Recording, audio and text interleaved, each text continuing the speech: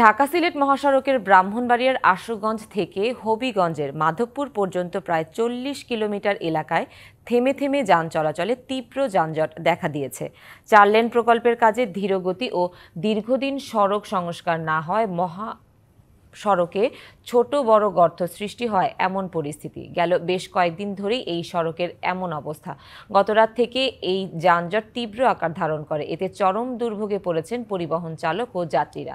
তাদের অভিযোগ, চলমান ৪ লেন প্রকল্পের কাজ ধীরগতি এবং দীর্ঘদিন ধরে সংস্কার না করায় আশুগঞ্জ গোল চত্বর থেকে সরাইল বিশ্ব রোড পর্যন্ত প্রায় ১২ কিলোমিটার সড়ক জুড়ে তৈরি হয়েছে ছোট বড় অসংখ্য গর্ত। একপাশে অস্থায়ী সংস্কার কাজ চলায় গত ৩ দিন ধরেই যানজট আরও বেড়েছে।